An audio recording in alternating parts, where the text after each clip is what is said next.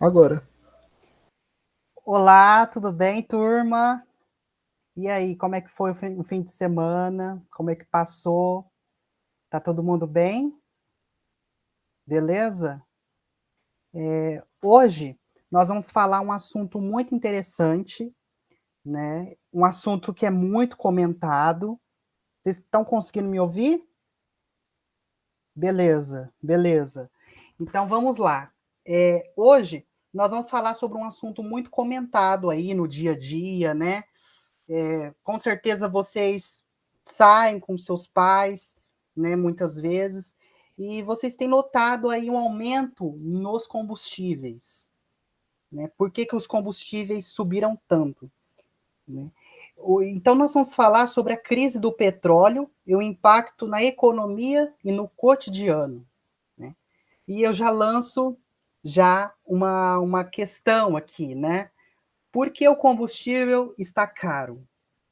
Né? Por que que o combustível, o preço do combustível oscila? A uma hora está barato, outra hora está caro. E nessa pandemia, nós estamos percebendo que está bem, ou seja, está bem alto. Teve lugares no Brasil que chegaram a R$ 8, né? A R$ 8 praticamente. Então vamos lá. Então eu vou trazer aqui através de 5 pontos que explica o porquê que está caro. Vamos lá.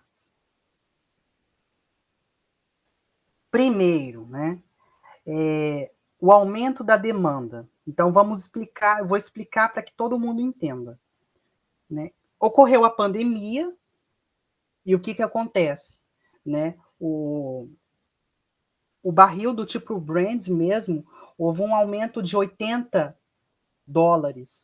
né, por barril, né? O barril de petróleo. Então o que acontece? Houve um aumento da demanda no mundo. E com esse aumento da demanda, todo mundo querendo usar, todo mundo querendo consumir, ocorreu o quê? E a produção foi totalmente limitada.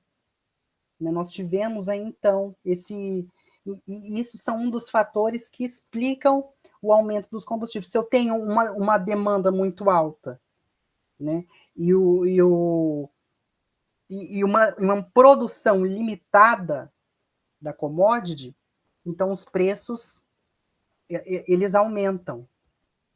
Então, esse é um dos fatores. Agora, para a gente entender o contexto do Brasil, a gente tem que recorrer ao mundo, né? Ao contexto mundial, porque o Brasil, eles não está isolado do mundo. Então, o que que acontece?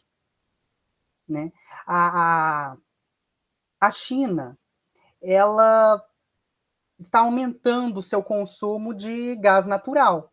A China e a Europa. E na Europa, nós tivemos um verão que ventou muito pouco. Né? Então, a usina eólica não produziu a quantidade de energia que precisa. Né? Então, isso fez com que tanto a China quanto a Europa aumentassem o seu consumo de gás natural. A China aí que está com o desafio aí de reduzir as emissões de poluentes até 2030, né? Então, isso trouxe também muito impacto, né, no preço dos combustíveis. Segundo, restrição de oferta. Então, é como eu falei no começo da aula, né? Ou seja, com essa limitação, houve menos oferta e houve maior a demanda. Né? E isso, né, a lei da escassez na economia. Né? Quando eu tenho pouco produto sendo ofertado e maior demanda, eu vou ter um aumento elevado dos preços, né, desse mesmo produto. Então, esse é o outro ponto que explica o aumento dos combustíveis. E a gente não pode deixar de falar de uma organização muito importante, que é a OPEP.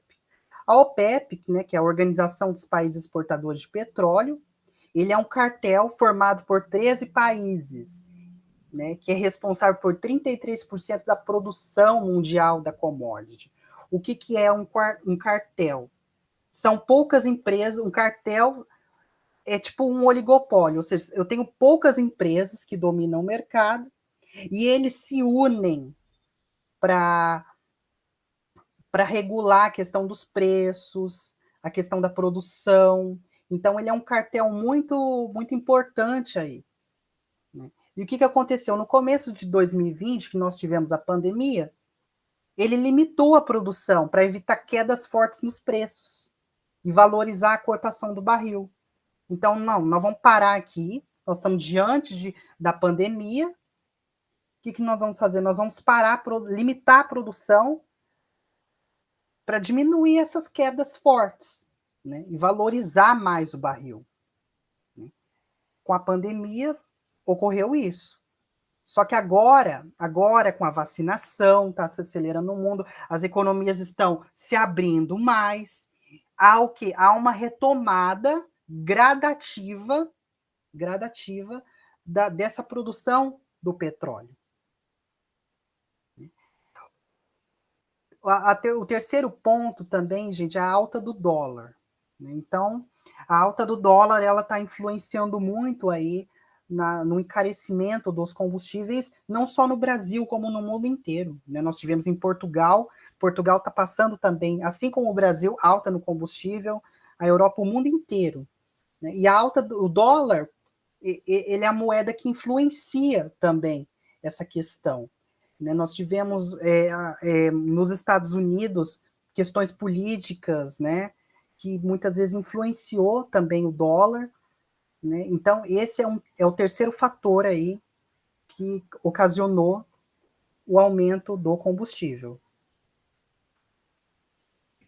E como eu falei, né, a quarta parte é a alta dos biocombustíveis. Os biocombustíveis, né, que é o gás natural, eles também estão caros, porque assim como o petróleo, né, assim como o combustível mesmo, que muitas vezes é usado, o combustível comum, ele também é um derivado do petróleo. Então, nós tivemos esse aumento também dos preços dos biocombustíveis.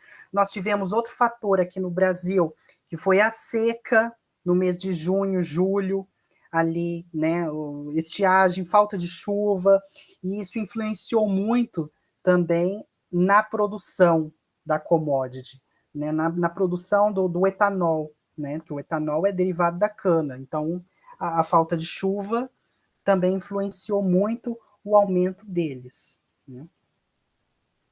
Agora, gente, saindo todo esse contexto mundial e olhando agora para o Brasil, né? O que acontece com o Brasil?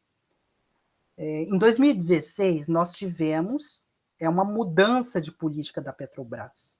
Então, lá no início do governo da Dilma, né, de 2011 a 2016, o Estado ele regulava mais a Petrobras, né, com o intuito de controlar a inflação, né, e garantir aí, né, a questão mais equilibrada, né, uma inflação mais equilibrada. De 2016 para cá, ou seja, lá no começo do governo Temer para cá, governo Bolsonaro, a Petrobras ela deixou de seguir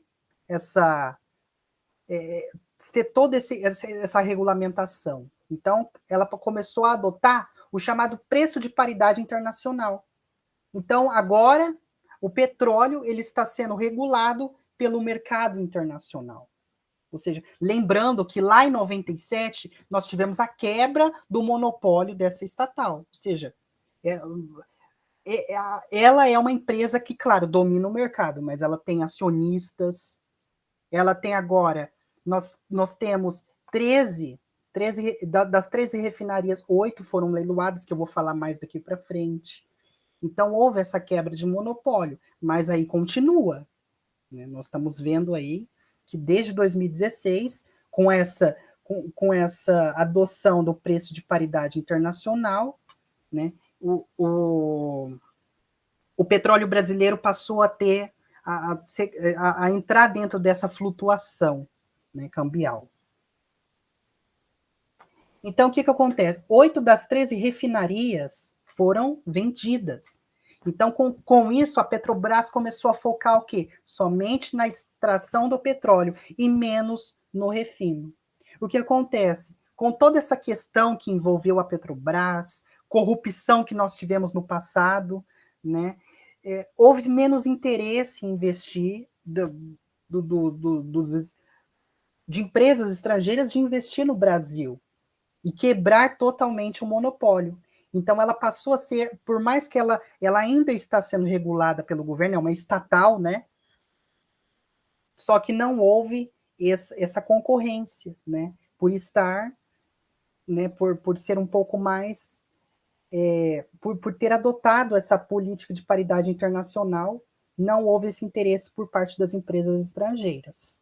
Então, isso explica também porque o petróleo está muito caro, né? O aumento, a menos concorrência na questão das refinarias, menos interesse em investimentos aqui, trouxe também essa consequência. Então, eu trago aqui agora um esquema, né, feito pela Petrobras, esqueci até de colocar a fonte aqui, me desculpem, que expliquem o porquê, né, como é distribuído a questão dos impostos do combustível, né? 34% de todo o combustível que é produzido é realizado pela Petrobras, 16% é CIDRE-PIS, PASEP e CONFINS, que é um imposto federal, 29% é o ICMS, 12% é o custo etanol anidro, e o 9% é distribuição e revenda. Bom, então, vocês muitas vezes escutam falar, mas o que é esse ICMS? Né? Nossa, você escuta muitas pessoas falando, você vê muitas vezes o Bolsonaro jogando culpa nos governadores, por causa desse ICMS, os governadores jogando culpa no Bolsonaro, né? E muitas vezes isso não se torna uma coisa clara. O ICMS é um imposto estadual que é responsável por 27% do preço da gasolina. E essas alíquotas não foram alteradas. Então não custa, não tem mais sentido culpar muitas vezes o ICMS pelo aumento do preço da gasolina, porque o estado de São Paulo, por exemplo, desde 2018 congelou o ICMS. Então, e eles vêm também sofrendo com o alto do preço da gasolina. Mas aí, eu deixo essa pergunta, o que vocês pensam a respeito disso? O que é feito para melhorar, né? Para diminuir o preço do combustível? Né? Será que o que o governo tem que fazer? Né? E por último, fim, e essa questão que eu deixo. Gente, aí então, alguma dúvida? Algum questionamento? Né? Eu fico aqui e estou à disposição de vocês, tudo bem? Qualquer dúvida, qualquer coisa, eu pretendi trazer um tema mais atual para debatermos em sala de aula e esclarecermos, beleza? Até amanhã, até a próxima, gente. Tchau, tchau.